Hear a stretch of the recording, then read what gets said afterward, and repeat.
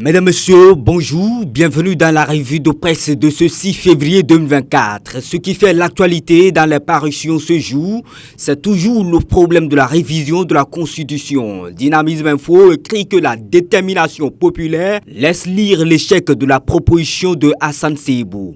La réforme ne peut pas aboutir sans consensus au Parlement, peut-on lire à la une du journal L'Autre Quotidien. Relecture du code électoral, l'opposition et la mouvance à couteau tiré, s'interroge l'indépendant. La relecture du code électoral au Bénin sur fond de plausibles manipulations politiciennes constitue un enjeu majeur pour l'élection présidentielle de 2026. Organisation d'élections véritablement ouverte et transparente.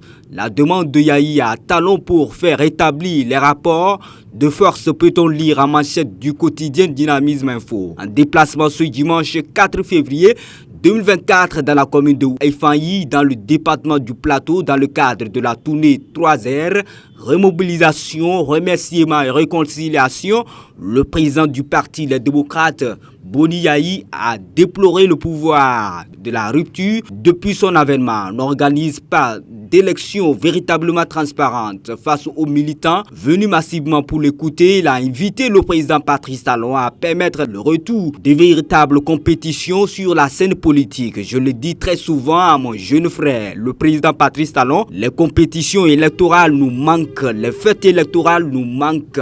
On ne peut pas être un compétiteur né et la compétition électorale va nous manquer, peut-on lire dans les colonnes du journal. Au même moment, il y a une tournée de la haute direction politique de l'Union progressiste Le Renouveau dans le Koufo. Les 4 vérités met en manchette de son journal que Joseph Diogbenou, un président légaliste et fédérateur, galvanise les conseillers communaux. Il clarifie l'opportunité de la révision de la Constitution. L'Union progressiste Le Renouveau est un parti créé pour défendre les intérêts du peuple béninois et pour œuvrer à la construction d'un Bénin moderne, plus fort et plus prospère. Cette situation a poussé Info Matin à dire que c'est un syndrome de fin de mandat. Le journal se pose la question de savoir quelle mouche pique les chefs d'État africains. Et par rapport aux démissions, suspensions, révocations dans les corbules, le Matin Libre dira que c'est une autopsie d'une réforme salutaire biaisée par considération politique.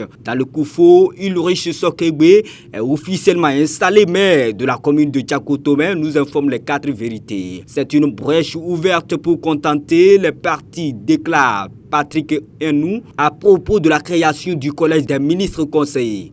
À la surprise générale, le 9 janvier dernier, le chef de l'État signait le décret de création du collège des ministres conseillers. De nouveaux acteurs publics entreront ainsi incessamment en scène au nom et pour le compte de l'exécutif. Qu'est-ce qu'un ministre conseiller? Quelle est la pertinence de ce choix opéré par le chef de l'État à 2 ans de la fin de son mandat?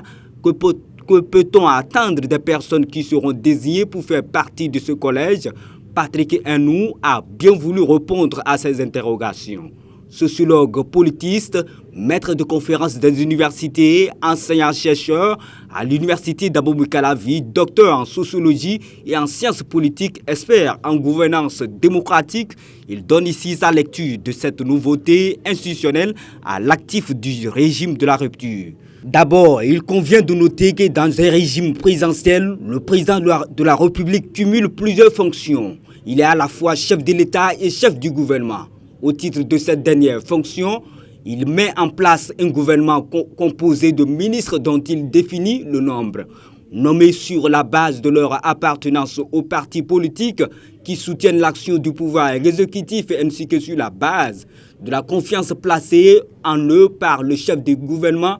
Les ministres sont des agents de pouvoir gouvernemental. Ils représentent l'État puis l'administration de leur ministère au sein du gouvernement, à la tête des ministères, au département ministériel qui couvre l'ensemble des domaines de la vie, éducation, environnement, enseignement. Les ministres sont dans un rôle beaucoup plus politique que technique, d'autant qu'ils sont non seulement les collaborateurs directs du chef de l'État, mais également ses représentants au sein du département ministériel et mettent en œuvre la politique définie par le gouvernement auquel ils appartiennent.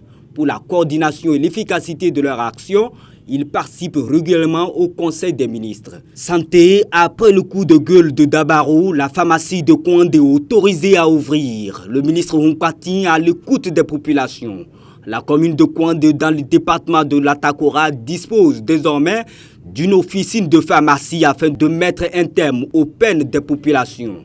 La décision du gouvernement béninois via le ministre de la Santé autorisant l'ouverture d'une officine de pharmacie au quartier Mao a été prononcée le 9 janvier 2024. Cette décision intervient quelques jours après le coup de gueule de la rédaction du quotidien Dabaro qui a déploré cet état de choses et a exposé les risques liés à l'absence d'une officine de pharmacie dans cette commune. À travers un arrêté, le ministre Hunkpati a autorisé l'officine de pharmacie construite depuis plusieurs mois et équipée à officiellement ouvrir ses portes pour servir les populations. Cette décision est la preuve que le ministre Hunkpati est à l'écoute des populations et est engagé pour assurer un bien-être à tous les Béninois. Soins de l'oreille et l'audition, Matin Libre nous informe que plus de 80% des besoins sont non satisfaits. Justice pour finir, viol d'une mineure de 8 ans, un homme écope 30 ans de réclusion criminelle à la Criette, écrit Fraternité. Dans la lutte contre le terrorisme et la prolifération des armes légères, l'Indépendant nous informe qu'il y a une formation au profit des acteurs de la sécurité et de la société civile. Mesdames, Messieurs, nous voici à la fin de cette revue de presse de ce 6 février 2024. Merci pour votre écoute. D'ici là, portez-vous bien.